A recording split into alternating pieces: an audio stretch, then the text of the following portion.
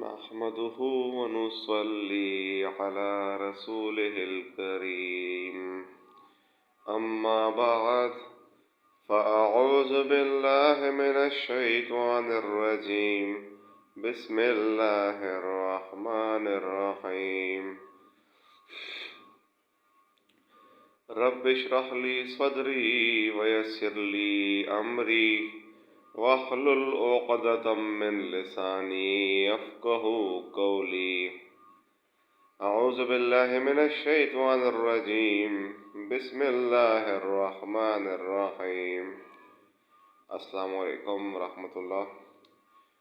امید کرتا ہوں میرے سب دوست، سب ویورز اور آپ سب الحمدللہ خیریت سے ہوں گے۔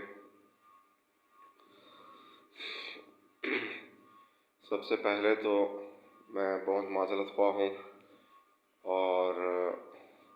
مجھے خود اس بات کا خیال ہے کہ کنسسٹنسی، تسلسل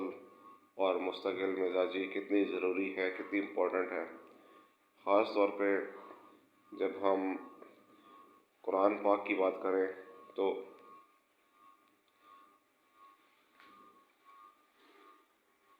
قرآن مجید تو ایک ایسی کتاب ہے، قرآن مجید فرقان حمید، ہدی للناس، یہ محض ایک کتاب نہیں ہے، یہ پورا ایک ہدایت کا ذریعہ ہے، پورا ایک سمندر ہے۔ جیسے انسان کو کسی چیز سے اٹریکشن ہو جائے یا وہ چیز اس کو پسند آئے تو اس سے دوری اسے برداشت نہیں ہوتی، اور یہ آپ سبھی فیل کرتے ہوں گے یقیناً۔ تو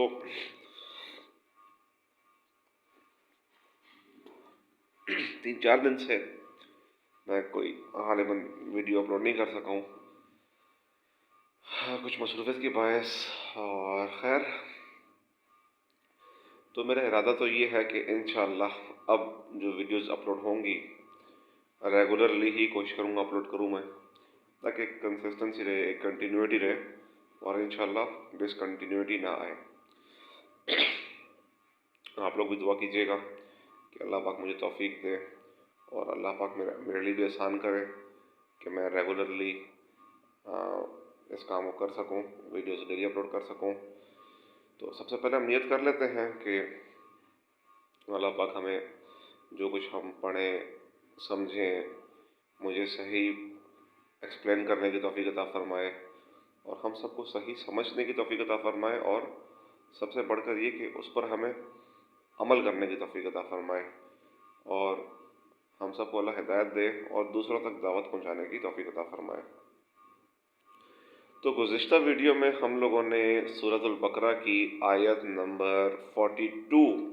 کا ترجمہ اور تفسیر پڑھا تھا۔ انشاءاللہ اس ویڈیو میں ہم لوگ سورہ بقرہ کی آیت نمبر 43 ہم لوگ انشاءاللہ اسٹڈی کریں گے۔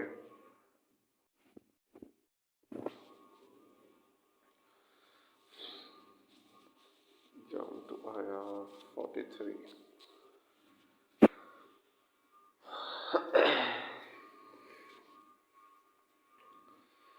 اعوذ باللہ من الشیطان الرجیم بسم اللہ الرحمن الرحیم وَأَقِیمُوا الصَّلَاةَ وَآتُوا الزَّکَاةَ وَارْكَعُوا مَعَ الرَّاکِعِینَ۔ وَأَقِیمُوا اور تم قائم کرو، الصَّلَاةَ نماز، وَآتُوا اور ادا کرو، الزَّکَاةَ زکوٰۃ، وَارْكَعُوا اور رکوع کرو، مع الراکعین رکوع کرنے والوں کے ساتھ۔ ترجمہ اس کا بنتا ہے، اور قائم رکھو نماز کو اور یاد کرو زکوٰۃ اور مجھ کو نماز میں جھکنے والوں کے ساتھ۔ خلاصہ تفسیر، اور نماز قائم کرو تم لوگ، نماز کو یعنی مسلمان ہو کر اور زکوٰۃ دو اور عاجزی کرو، عاجزی کرنے والوں کے ساتھ۔ علماء بنی اسرائیل کے بعض اقارب مسلمان ہو گئے تھے، جب ان سے گفتگو ہوتی تو خفیہ طور پر یہ علماء ان سے کہتے کہ بے شک ہم محمد صلی اللہ علیہ وآلہ وسلم جب ان سے گفتگو ہوتی تو خفیہ طور پر یہ علماء ان سے کہتے تھے کہ بے شک محمد صلی اللہ علیہ وآلہ وسلم رسول برحق ہیں۔ ہم لوگ تو کسی مصلحت سے مسلمان نہیں ہوتے، مگر تم اس مذہب اسلام کو نہ چھوڑنا۔ اسی بنا پر حق تعالیٰ نے فرمایا، کیا غضب ہے کہ کہتے ہو اور لوگوں کو نیک کام کرنے کو، یعنی رسول اللہ صلی اللہ علیہ وآلہ وسلم پر ایمان لانے اور آپ کی اطاعت کرنے کو، اور اپنی خبر نہیں لیتے، حالانکہ تم تلاوت کرتے رہتے ہو کتاب کی، یعنی تورات کی، جس میں جا بجا ایسے عالم بے عمل کی مذمتیں مذکور ہیں۔ تو پھر کیا تم اتنا بھی نہیں سمجھتے؟ اور مدد لو، یعنی اگر تم کو حب مال و حب جاہ کی وجہ سے ایمان لانا دشوار معلوم ہوتا ہے تو مدد لو صبر اور نماز سے، یعنی ایمان لا کر صبر کا التزام بہت دشوار ہے تو سن لے کہ بے شک وہ نماز دشوار ضرور ہے، مگر جن کے قلوب میں خشوع ہو ان پر کچھ بھی دشوار نہیں۔ وہ خاشعین وہ لوگ ہیں جو خیال رکھتے ہیں اس کا کہ وہ بے شک ملنے والے ہیں اپنے رب سے، اور اس بات کا بھی خیال رکھتے ہیں کہ وہ اپنے رب کی طرف واپس جانے والے ہیں، تو اس وقت اس کا حساب کتاب بھی دینا ہوگا۔ ان دونوں خیالوں سے رغبت بھی پیدا ہوگی، اور یہی دو چیزیں ہر عمل کی روح ہیں۔ معرف و مسائل، ربط آیات۔ بنی اسرائیل کو اللہ تعالیٰ نے اپنی نعمتیں اور احسانات یاد دلا کر ایمان اور عمل صالح کی طرف دعوت دی۔ پچھلی 3 آیتوں میں ایمان و عقائد سے متعلق ہدایات تھیں، اور ان 4 آیتوں میں اعمال صالحہ کی تلقین ہے، اور ان میں جو اعمال سب سے زیادہ اہم ہیں ان کا ذکر ہے۔ اور حاصل مطلب آیات کا یہ ہے کہ اگر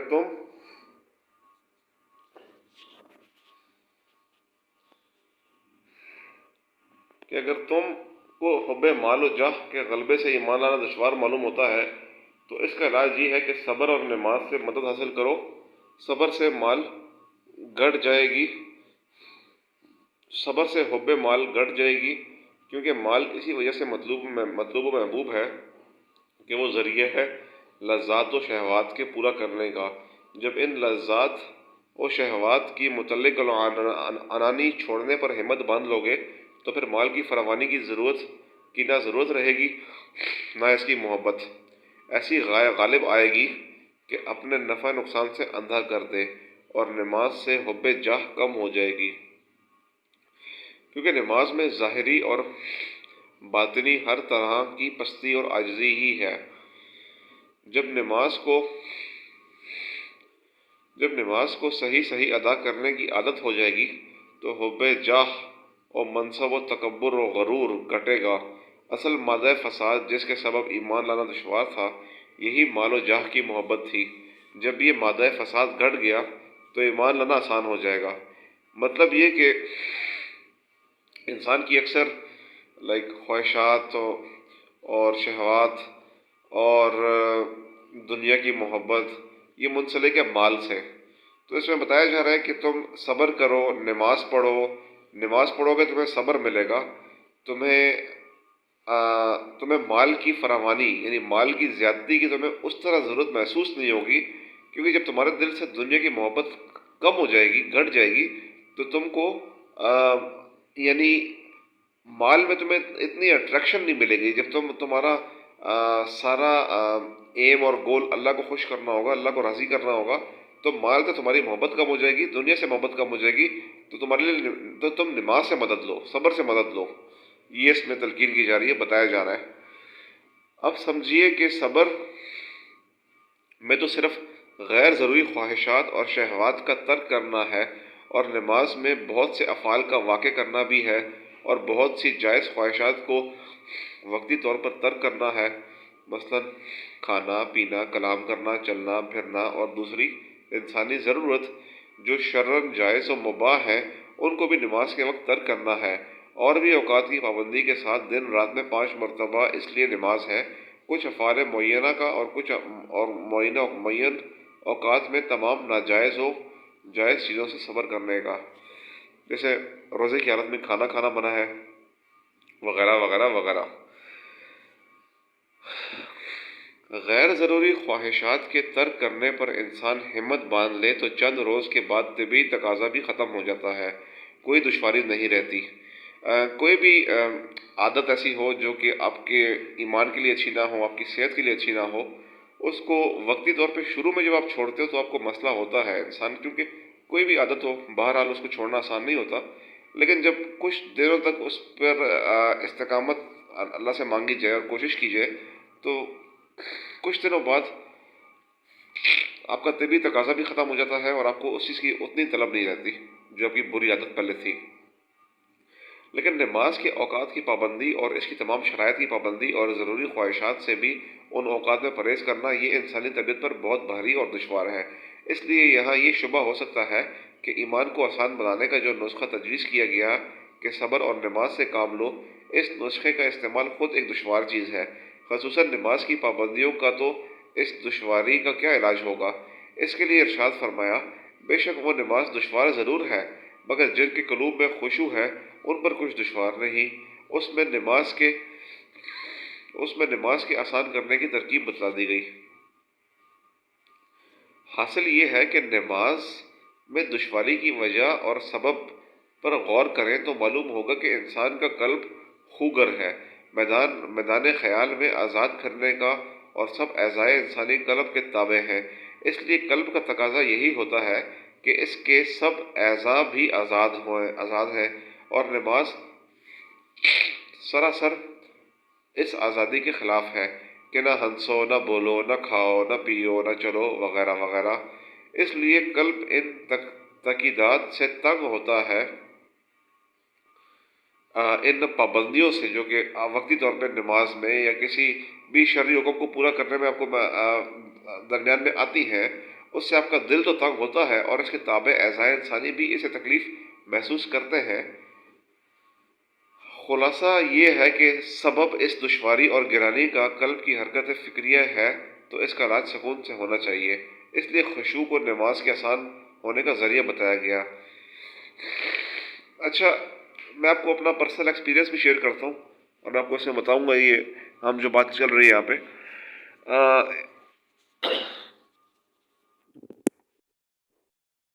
نماز کی اگر ہم بات کر لیں اسپیسیفکلی، تو اگر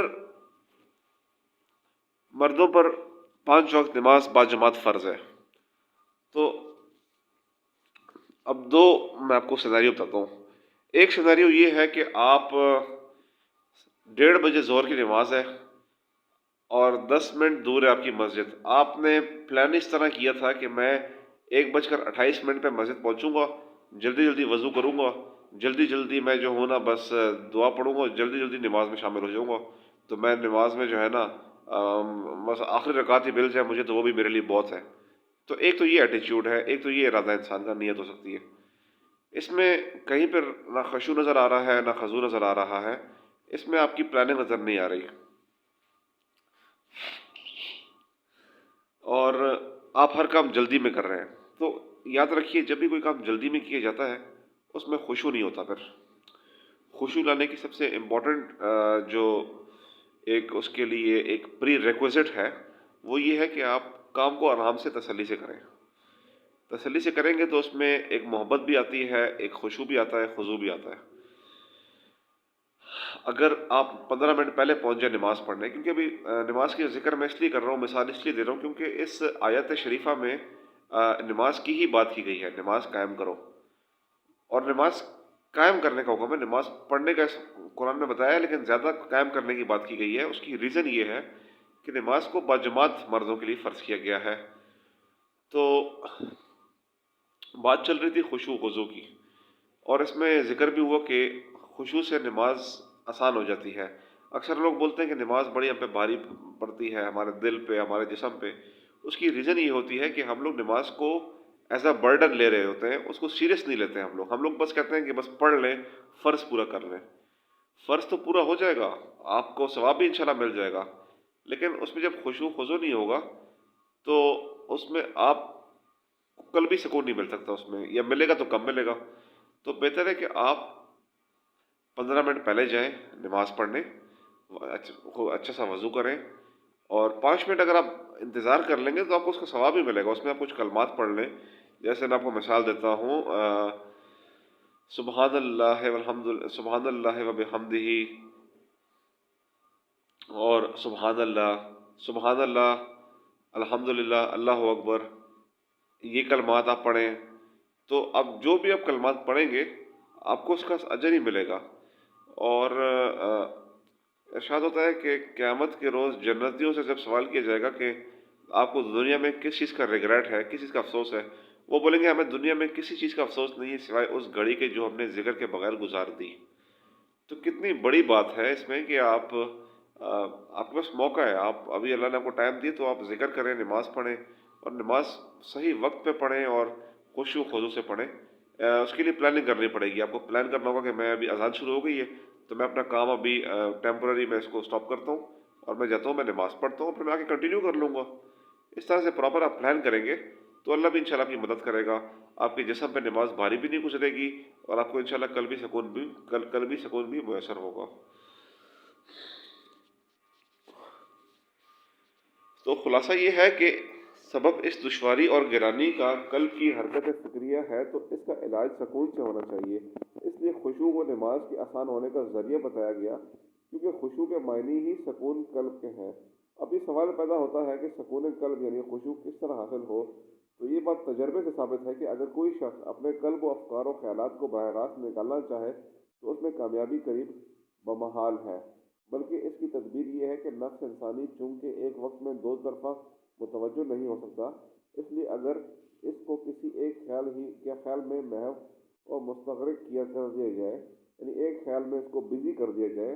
محو و مستغرق کا مطلب ہوتا ہے بزی کرنا، تو دوسرے خیالات اور افکار خود بخود دل سے نکل جائیں گے۔ یعنی جب آپ اپنے دل کو، اپنے دماغ کو صرف نماز میں بزی کر لیں گے، محو و مستغرق کر دیں گے، تو یہ معروف القرآن میں کچھ الفاظ ہیں تھوڑے سے اردو میں اگر گرامیٹیکلی دیکھیں تھوڑے سے ڈیفیکلٹ ہیں، بٹ انشاءاللہ آپ کو میں ایکسپلین کروں گا ورڈ بائی ورڈ۔ اور کہیں بھی آپ کو کچھ ایشو آتا ہے، کوئی چیز سمجھ نہیں آتی ہے میری بات کی،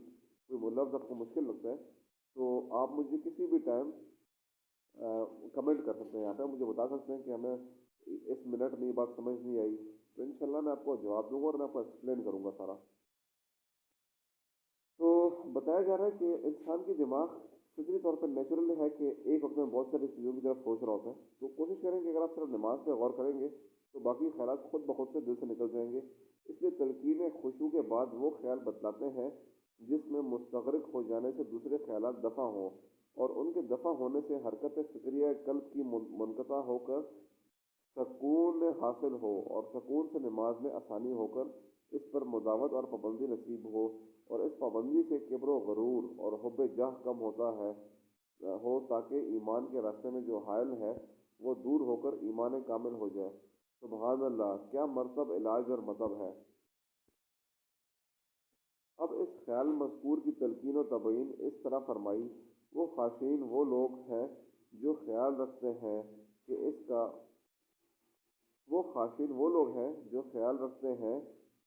کا کہ وہ بے شک ملنے والے ہیں اپنے رب سے، اپنے اللہ سے، تو اس خدمت کا خوف انعام ملے گا، اس خدمت کا خوب انعام ملے گا، اور اس بات کا بھی خیال رکھتے ہیں کہ وہ اپنے رب کی طرف واپس جانے والے ہیں، تو اس وقت اس کا حساب و کتاب بھی دینا ہوگا۔ ان دونوں خیالوں سے رغبت اور رہبت یعنی امید اور خوف پیدا ہوں گے۔ اول تو ہر خیال محمود میں مستغرق ہو جانا قلب کو نیک کام پر جما دیتا ہے، خصوصاً امید و بیم کا خیال ہو، اس کو تو خاص طور پر دخل ہے نیک کام میں مستعد کر دینے کے لیے۔ وَأَقِیمُوا الصَّلَاةَ کے لفظی معنی دعا کے ہیں۔ اصطلاح شرع میں وہ خاص عبادت ہے جس کو نماز کہا جاتا ہے۔ قرآن کریم میں عموماً نماز کی جتنی مرتبہ تاکید کی گئی لفظ اقامت کے ساتھ آئی ہے، مطلب نماز پڑھنے کا ذکر صرف ایک دو جگہ آیا ہے، اس لیے اقامت الصلاح کی حقیقت کو سمجھنا چاہیے۔ اقامت کے لفظی معنی سیدھا کرنے اور ثابت رکھنے کے ہیں، اور عادت جو عمود یا دیوار یا درخت وغیرہ سیدھا کھڑا ہوتا ہے وہ قائم رہتا ہے، گر جانے کا خطرہ کم ہوتا ہے، اس لیے اقامت کے معنی دائم اور قائم کرنے کے بھی ہیں۔ قرآن و سنت کی اصطلاح میں اقامت الصلاح کے معنی نماز کو اس وقت میں پابندی کے ساتھ اس کو پورے آداب و شرائط کی رعایت کر کے ادا کرنا ہے۔ مطلق نماز پڑھ لینے کا نام اقامت صلاح نہیں ہے، یعنی صرف نماز پڑھ لینے کا نام اقامت الصلاح نہیں ہے۔ نماز کے جتنے فضائل و آثار و برکات قرآن و حدیث میں آئے ہیں وہ سب اقامت الصلاح کے ساتھ مقید ہیں۔ مثلا قرآن کریم میں ہے ان الصلاۃ تنہا عن الفحشاء والمنکر، یعنی نماز انسان کو بے حیائی اور برے کام سے روکتی ہے۔ یہ بہت خوبصورت آیت ہے قرآن مجید کی، اور یہ اس کو آپ ایک طرح سے ایک لٹمس ٹیسٹ کے طور پہ لے سکتے ہیں کہ آیا آپ کی نمازیں قبول ہو رہی ہیں، آیا آپ کی نماز کا آپ کو فائدہ ہو رہا ہے یا نہیں۔ تو اس آیت کو پڑھیے، ان الصلاۃ تنہا عن الفحشاء والمنکر، یعنی نماز انسان کو بے حیائی اور ہر برے کام سے روک دیتی ہے۔ تو ہمارا تو قرآن مجید پہ الحمدللہ یقین ہے، ہمارا تو اللہ کی ہر بات پہ یقین ہے، اللہ سچ کے سوا کچھ نہیں بولتا، اللہ صرف سچ بولتا ہے۔ تو ہمیں لٹمس ٹیسٹ یہ ہے کہ کیا ہماری زندگی میں ہم لوگ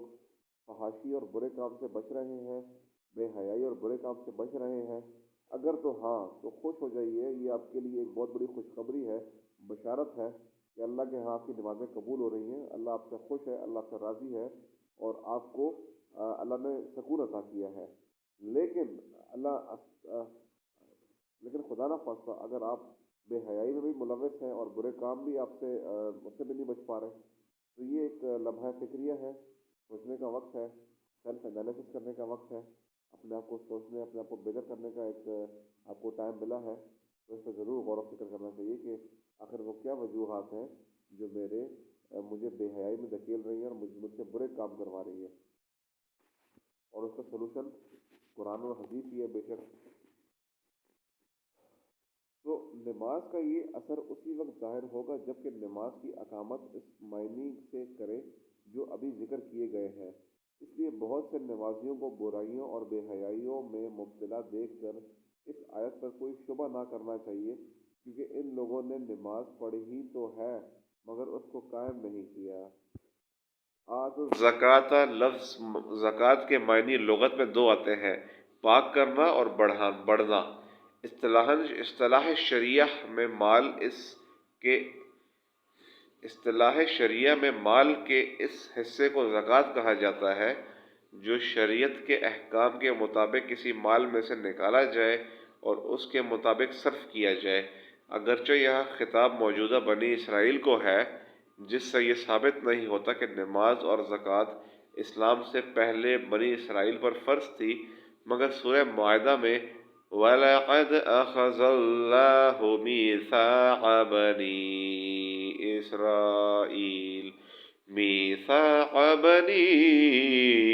إِسْرَائِيلِ وَبَعَثْنَا مِنْهُمُ اثْنَيْ عَشَرَ نَقِيبًا وَقَالَ اللَّهُ إِنِّي مَعَكُمْ۔ تو آگے تھوڑا مس پرنٹ ہے اس میں، تو اس سے ثابت ہے کہ نماز اور زکوٰۃ بنی اسرائیل پر فرض تھی، اگرچہ اس کی کیفیت اور ہیبت وغیرہ میں فرق ہو۔ یعنی اس قرآن مجید کی آیت سے ہمیں یہ بھی ثابت ہوتا ہے، سورہ مائدہ کی آیت ہے کہ نماز اور زکوٰۃ بنی اسرائیل پر فرض تھی، اگرچہ اس کی کیفیت اور ہیبت میں فرق ہو۔ وَارْكَعُوا مَعَ الرَّاكِعِينَ رکوع کے لغوی معنی جھکنے کے ہیں، اور اس معنی کے اعتبار سے یہ لفظ سجدے پر بھی بولا جا سکتا ہے، کیونکہ وہ بھی جھکنے کا انتہائی درجہ ہے، مگر اصطلاح شرع میں اس خاص جھکنے کو رکوع کہتے ہیں جو نماز میں معروف و مشہور ہے۔ آیت کے معنی یہ ہے کہ رکوع کرو رکوع کرنے والوں کے ساتھ، یعنی نماز کو پڑھو باجماعت، فرض نماز کو باجماعت پڑھو، یہ مردوں کے لیے حکم ہے۔ یہاں ایک بات یہ بھی قابل غور ہے کہ نماز کے تمام ارکان میں سے اس جگہ رکوع کی تخصیص کیوں کی گئی، یعنی اس کو اسپیشل کیوں کہا گیا اس کو یہاں پہ؟ اس کا جواب یہ ہے کہ یہاں نماز کا ایک جز بول کر کل نماز مراد دی گئی ہے، جیسے قرآن مجید میں ایک جگہ قرآن الفجر فرما کر پوری نماز فجر مراد ہے، اور بعض روایات احادیث میں سجدے کا لفظ بول کر پوری رکعت یا نماز مراد دی گئی ہے۔ اس لیے مراد آیت کی یہ ہو گئی کہ نماز پڑھو نماز پڑھنے والوں کے ساتھ۔ لیکن یہ سوال پھر بھی باقی رہ جاتا ہے کہ نماز کے بہت سے ارکان میں سے رکوع کی تخصیص میں کیا حکمت ہے؟ جواب یہ ہے کہ یہود کی نماز میں سجدہ وغیرہ تو تھا، مگر رکوع نہیں تھا۔ رکوع اسلامی نماز کی خصوصیت میں سے ہے، اس لیے راکعین کے لفظ سے امت محمدیہ کے نمازی مراد ہوں گے جن کی نماز میں رکوع بھی ہے، اور معنی آیت کے یہ ہیں کہ تم بھی امت محمدیہ کے نمازیوں کے ساتھ نماز ادا کرو، یعنی اول و ایمان قبول کرو، پھر جماعت کے ساتھ نماز ادا کرو۔ باجماعت نماز کے احکام۔ نماز کا حکم اور اس کا فرض ہونا تو لفظ وَأَقِیمُوا الصَّلَاةَ سے معلوم ہو چکا تھا۔ اس جگہ مَعَ الرَّاکِعِینَ کے لفظ سے نماز کو جماعت کے ساتھ ادا کرنے کا حکم دیا گیا ہے۔ یہ حکم کس درجے کا ہے؟ اس میں علماء و فقہا کا اختلاف ہے۔ ایک جماعت صحابہ کرام رضی اللہ تعالی اجمعین و تابعین اور فقہ امت کی باجماعت اور فقہ امت کی جماعت کو واجب قرار دیتی ہے اور اس کے چھوڑنے کو سخت گناہ، اور بعض صحابہ کرام رضی اللہ اجمعین تو اس نماز ہی کو جائز قرار نہیں دیتے جو بلا عذر شرعی کے بدون جماعت پڑھی جائے، یعنی جماعت سے علیحدہ پڑھی جائے۔ یہاں پہ یاد رکھا جائے یہ مردوں کی بات ہو رہی ہے کہ اگر وہ بلا شرعی عذر، یعنی کوئی پرابلم نہ ہو، کوئی عذر نہ ہو، اس کے بغیر اگر وہ نماز اکیلے پڑھتے ہیں تو اس کو نہ صرف یہ بولا گیا کہ نماز نہیں ہوتی بلکہ اس کو سخت گناہ کہا گیا ہے۔ یہ آیت ظاہری الفاظ کے اعتبار سے ان حضرات کی حجت ہے جو وجوب جماعت کے قائل ہے۔ اس کے علاوہ چند روایات حدیث سے یہ بھی جماعت کا واجب ہونا سمجھا جاتا ہے کہ حدیث میں ہے یعنی مسجد کے قریب رہنے والے کی نماز صرف مسجد ہی میں جائز ہے، اور مسجد کی نماز سے ظاہر ہے کہ جماعت کی نماز مراد ہے، تو الفاظ حدیث سے یہ مطلب نکلا کہ مسجد کے قریب رہنے والے کی نماز بغیر جماعت کے جائز نہیں۔ مسجد کے سوا کسی اور جگہ جماعت، یا کوئی شرعی عذر ہو، یا مسجد کے سوا کسی اور جگہ جماعت، اور صحیح مسلم میں بروایت حضرت ابو ہریرہ سے منقول ہے کہ ایک نابینا صحابی نے حضرت صلی اللہ علیہ وآلہ وسلم کی خدمت میں حاضر ہو کر عرض کیا کہ میرے ساتھ کوئی ایسا آدمی نہیں جو مجھے مسجد تک پہنچا دے اور لے جایا کرے، اس لیے اگر آپ اجازت دیں تو میں نماز گھر میں پڑھ لیا کروں۔ حضرت صلی اللہ علیہ وآلہ وسلم نے اول تو ان کو اجازت دے دی، مگر جب وہ جانے لگے تو سوال کیا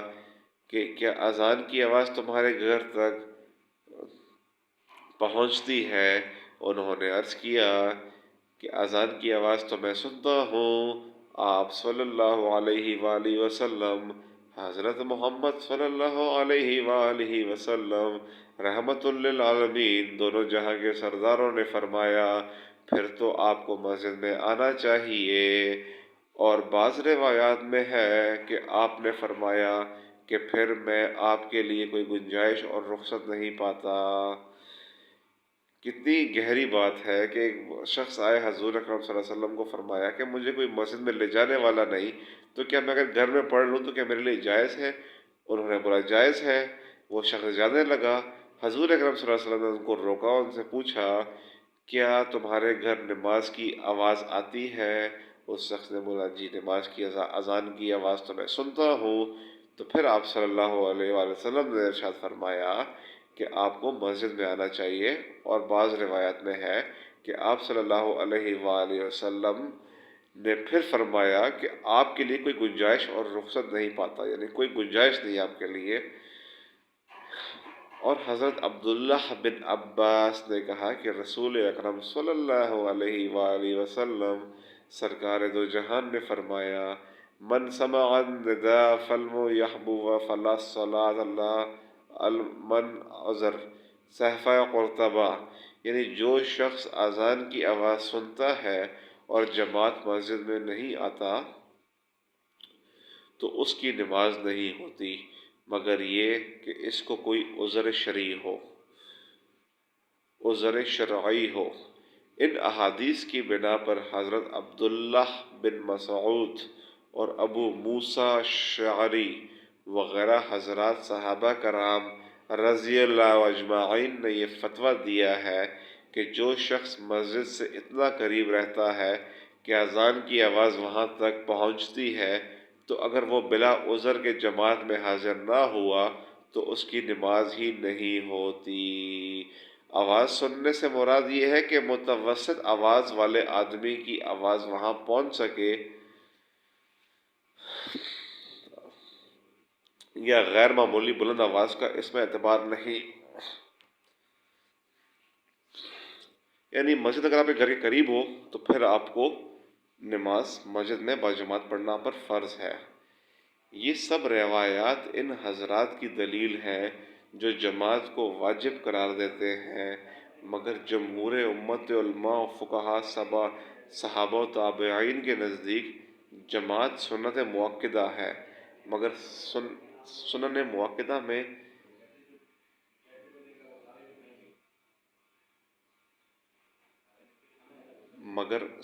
سنن مؤکدہ میں سنت فجر کی طرح سب سے زیادہ مؤکد اور قریب وجوب ہے۔ ان سب حضرات نے قرآن کریم کے امر ورکعوا مع الراکعین کو دوسری آیات اور روایات کی بنا پر تاکید کے لیے قرار دے دیا ہے، اور جن احادیث کے ظاہر سے معلوم ہوتا ہے کہ مسجد کے قریب رہنے والے کی نماز بغیر جماعت کے ہوتی ہی نہیں، اس کا یہ مطلب قرار دیتے ہیں کہ یہ نماز کامل اور مقبول نہیں۔ اس معاملے میں حضرت عبداللہ بن مسعود کا بیان بہت واضح اور کافی ہے، جس کو امام مسلم نے روایت کیا ہے، جس کا ترجمہ یہ ہے فقیہ الامت حضرت عبداللہ بن مسعود نے فرمایا کہ جو شخص یہ چاہتا ہو کہ کل محشر میں اللہ تعالیٰ سے مسلمان ہونے کی حالت میں ملے تو اس کو چاہیے کہ ان 5 نمازوں کے ادا کرنے کی پابندی اس جگہ کرے جہاں اذان دی جاتی ہے، یعنی مسجد، کیونکہ اللہ تعالیٰ نے تمہارے نبی اکرم حضرت محمد صلی اللہ علیہ وآلہ وسلم سرکار دو جہان رحمت للعالمین کے لیے کچھ ہدایت کے طریقے بتلائے ہیں، اور ان 5 نمازوں کو جماعت کے ساتھ ادا کرنا انہی سنن ہدیٰ میں سے ہے۔ اور اگر تم نے یہ نمازیں اپنے گھر میں پڑھ لی جیسے یہ جماعت سے الگ رہنے والا اپنے گھر میں پڑھ لیتا ہے، کسی خاص شخص کی طرف اشارہ کر کے فرمایا، تو تم اپنے رب کریم صلی اللہ علیہ وآلہ وسلم کی سنت کو چھوڑ بیٹھو گے، اور اگر تم نے اپنے نبی اکرم صلی اللہ علیہ وآلہ وسلم حضرت محمد صلی اللہ علیہ وآلہ وسلم سرکار دو جہان رحمت للعالمین کی سنت کو چھوڑ دیا تو گمراہ ہو جاؤ گے۔ اور جو شخص وضو کرے اور اچھی طرح پاکی حاصل کرے پھر کسی مسجد کا رخ کرے تو اللہ تعالیٰ اس کے ہر قدم پر نیکی اس کے نامہ اعمال میں درج فرماتے ہیں اور اس کا ایک درجہ بڑھا دیتے ہیں اور ایک گناہ معاف کر دیتے ہیں۔ اور ہم نے اپنے مجمع کو ایسا پایا ہے کہ منافق بین النفاق کے سوا کوئی آدمی جماعت سے الگ نماز نہ پڑھتا تھا، یہاں تک کہ بعض حضرات کو عذر اور بیماری میں بھی 2 آدمیوں کے کندھوں پر ہاتھ رکھ کر مسجد میں لایا جاتا اور صف میں کھڑا کیا جاتا تھا۔ اس بیان میں جس طرح باجماعت نماز کی پوری تاکید اور اہمیت اور ضرورت کا ذکر ہے، اسی کے ساتھ اس کا یہ درجہ بھی بیان فرما دیا کہ وہ سنن حدا میں سے ہے، جس کو فقہائے سنت موقدہ کہتے ہیں۔ چنانچہ اگر کوئی شخص عذر شرعی مثلا مرض وغیرہ کے بغیر تنہا نماز پڑھ لے اور جماعت میں شریک نہ ہو تو اس کی نماز تو ہو جائے گی، مگر سنت موقدہ کے ترک کی وجہ سے مستحق عطاب ہوگا، اور اگر ترک جماعت کی عادت بنا لے تو سخت گنہگار ہوگا، خصوصاً اگر ایسی صورت ہو جائے کہ مسجد ویران رہے اور لوگ گھروں میں نماز پڑھیں تو یہ سب شرعاً مستحق سزا ہے۔ اور قاضی ایاز نے فرمایا کہ ایسے لوگ اگر سمجھانے سے باز نہ آئیں تو ان سے قتال کیا جائے۔ اس ویڈیو میں ہم نے سورۃ البقرہ کی آیت نمبر 43 کا ترجمہ پڑھا، تفسیر پڑھی اور اس کو سمجھنے کی کوشش کی۔ اللہ پاک سے دعا ہے کہ جو علم ہم نے سیکھا اور جو ہم علم سیکھ رہے ہیں اس میں ہماری مدد فرمائے۔ اللہ ہمیں اس علم کی صحیح سمجھ عطا فرمائے۔ اللہ مجھے صحیح ایکسپلین کرنے کی توفیق عطا فرمائے۔ اللہ مجھے صحیح سمجھانے کی توفیق عطا فرمائے اور آپ سب کو صحیح سننے کی توفیق عطا فرمائے۔ اور اللہ پاک ہمیں اس علم پر عمل کرنے کی توفیق عطا فرمائے۔ بے شک عمل کے بغیر علم کا فائدہ نہیں، اور اللہ پاک ہمیں اس علم کی دعوت و تبلیغ کرنے کی بھی توفیق عطا فرمائے تاکہ یہ علم، یہ ہدایت، یہ قرآن کی روشنی زیادہ سے زیادہ لوگوں تک پہنچ سکے۔ جزاک اللہم خیر۔ السلام علیکم ورحمۃ اللہ وبرکاتہ۔